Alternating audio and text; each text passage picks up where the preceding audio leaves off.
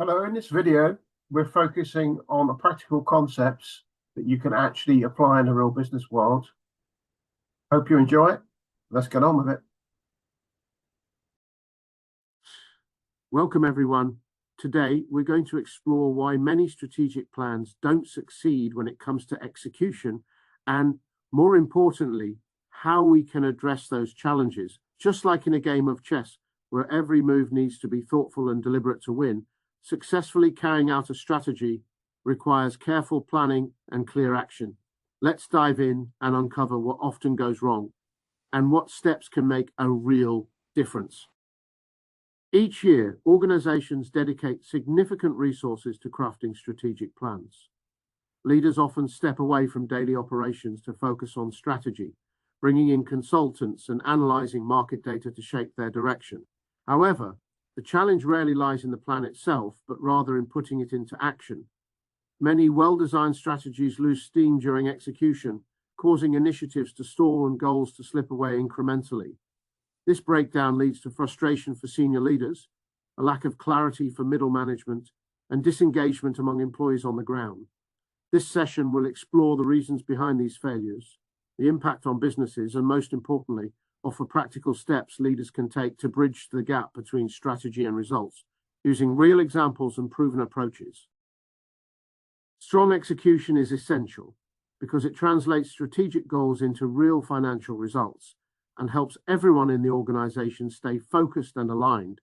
It also ensures that resources like capital are used effectively to deliver good returns. Beyond numbers, strong execution builds trust and confidence among employees, investors, and customers, which is crucial for maintaining a lasting competitive edge. On the other hand, poor execution drains leadership energy and attention, damages trust in management, and causes fatigue from too many initiatives. This leads to weaker performance even if the strategy itself is sound. In essence, the ability to execute well is a key strategic asset. Two companies might have similar plans, but the one that consistently delivers on these plans will outperform over time. The images show examples of business analysis, data tracking, and planning, all of which illustrate the tools and focus needed to support strong execution in practice. Many organizations make the mistake of treating strategy as just an annual event instead of an ongoing system. Once the strategy is finalized and approved, the focus quickly shifts back to everyday operations, and the strategy itself becomes something static, something to look at once in a while, rather than a daily or weekly guide. You can see this in how strategy documents are rarely revisited, how strategic goals don't really influence weekly decision-making, and how performance discussions tend to concentrate only on short-term results. The real issue is that strategy isn't fully integrated into the regular routines, governance processes, or incentive structures of the organization. Without embedding strategy into the way a company operates every day, it's almost impossible to execute it effectively. High-level strategies often sound good, but fall short when it comes to practical application. Statements like become customer-centric or drive operational excellence don't provide clear actions for people to take right away. Without breaking these ideas down into specific initiatives, setting milestones, and assigning ownership, teams get confused, middle management struggles to coordinate efforts, and projects end up overlapping or conflicting, which slows down execution. The root issue is that the strategy hasn't been decomposed into detailed executable parts that guide day-to-day activities. So even the best intentions stop short of producing real results. One common problem in strategic planning is overambition, where too many priorities are treated as equally critical. This leads to long lists of initiatives that stretch resources thin, making it hard to focus or progress consistently.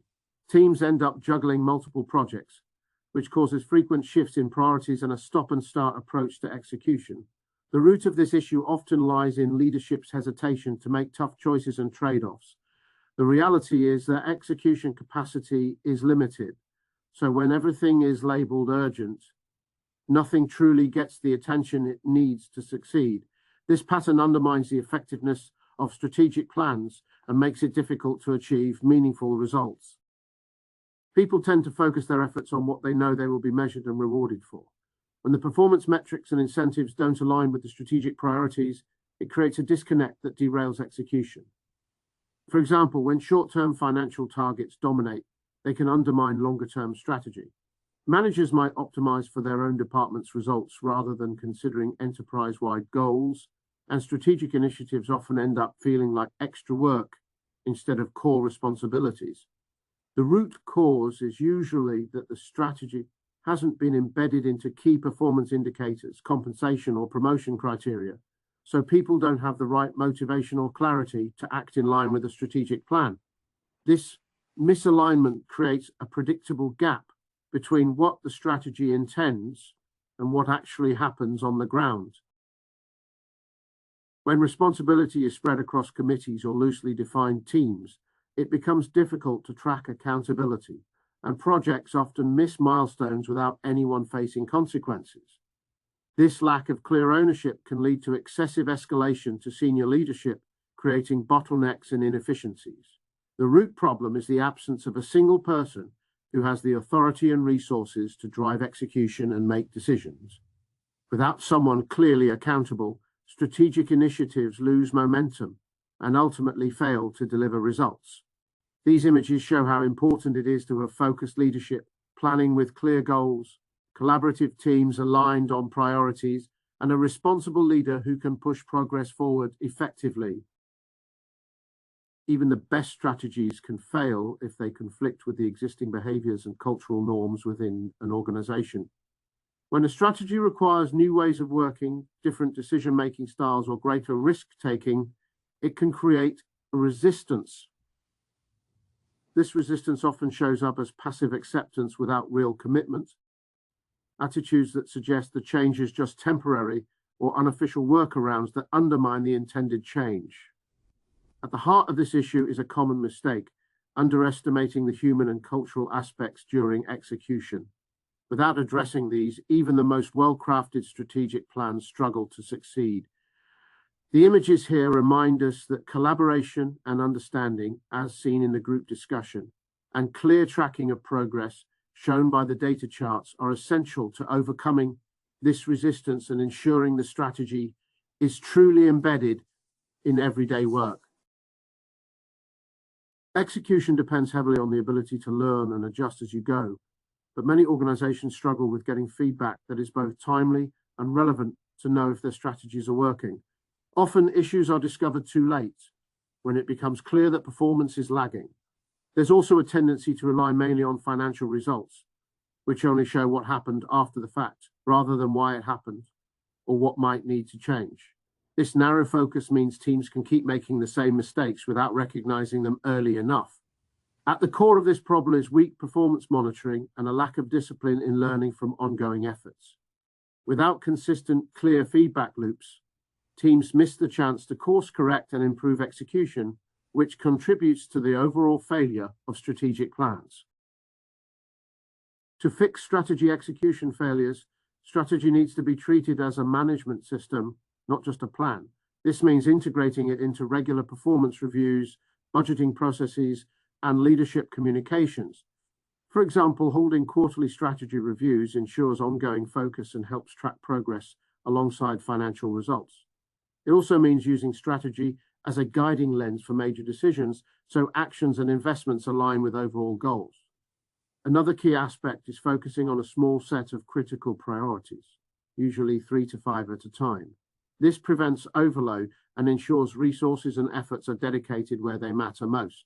It's important not only to define what will be prioritized, but also to explicitly state what will not, breaking down each priority into clear initiatives with milestones and making sure they are properly resourced. This practical approach helps maintain clarity, accountability, and momentum throughout execution.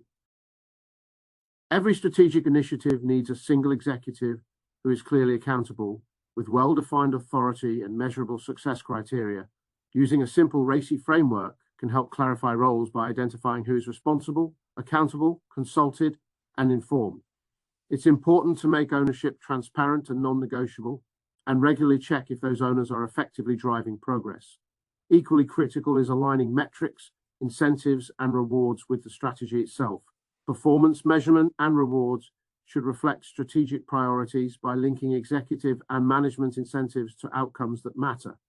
This means balancing short-term financial goals with long-term value drivers and making sure strategic KPIs are understood and integrated at every level of the organization. These steps ensure clarity, commitment, and motivation, all essential to reliable strategy execution. Execution is a skill that organizations can develop by investing in project and change management capabilities and training managers to be disciplined in execution. Standardizing tools and processes helps create consistency and makes it easier to track progress. Beyond skills and tools, culture plays a crucial role. Execution is most successful when behaviors align with strategy. It starts by identifying the key behaviors that support the strategy, then modeling those behaviors at the leadership level to set a strong example. Reinforcing the desired behaviors through recognition and promotion encourages everyone to act in ways that drive the strategy forward. This combination of capability building and cultural alignment creates a solid foundation for overcoming strategy execution failures. Execution needs to be flexible and responsive rather than fixed and unchanging. To make this work, it's important to track both leading indicators, which help predict future performance, and lagging indicators that show past results. Encouraging honest reporting when problems arise creates a culture where issues can be addressed early. Decisions about adjusting initiatives should always be based on solid evidence rather than internal politics. This creates strong feedback and learning loops that allow the organization to adapt effectively and improve strategy execution over time. A global retailer tried to move from a store-centered model to an omni-channel approach. The strategy was solid, but early results were disappointing because store managers were still rewarded only for in-store sales. When the incentive system shifted to focus on total customer value across channels, execution sped up and outcomes improved. This shows how incentives can either support or undermine execution. Next, a manufacturing company launched over 40 operational excellence initiatives but made little progress. Once leadership narrowed the focus to 5 key initiatives, assigned clear ownership, and tracked progress monthly, execution improved significantly. This highlights that focus and accountability are more important than having a long list of ambitions. Lastly, a software company pursued a platform strategy, but struggled because teams optimized individual products without coordination. Only after restructuring around shared goals did the strategy start to work. This example underlines that organizational design must align with the strategy to enable success. Together, these cases emphasize the importance of aligning incentives, focusing efforts, and designing the organization to support strategic goals. Taking a disciplined approach to execution brings several clear advantages. It increases the chances of meeting strategic goals by focusing efforts and resources efficiently. This improves how well the organization uses its resources, cuts down waste, and helps everyone clearly understand their roles and contributions, which boosts engagement. Leadership also gains credibility because the organization shows it can follow through consistently. Over time, this approach drives stronger, more sustainable performance. However, it does require ongoing attention from leaders and can involve tough choices when prioritizing initiatives.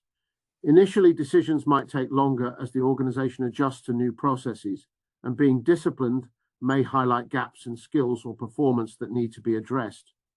These challenges are real but temporary, and the long-term advantages far outweigh the short-term difficulties. Strategic plans don't fail because an organization lacks the right ideas or goals, but because putting those plans into action is difficult and involves real people with all their complexities. Success depends on focus, discipline, clear alignment, and persistence. You can't bridge the gap between strategy and execution with better presentations or more detailed documents. Instead, execution has to be a core leadership responsibility woven into everyday management, and the organization must develop the ability to deliver consistently over time. The organizations that truly succeed aren't the ones with the most elaborate strategies, but those that can consistently turn their intentions into real outcomes day in and day out. This requires a strong commitment to ownership, building execution skills, adapting through feedback, and maintaining disciplined follow-through, just like we discussed in the previous slides. If you found this video useful, there's plenty of more business and finance videos on the channel that you'll enjoy watching and get great practical value from. In the meantime, thanks for watching.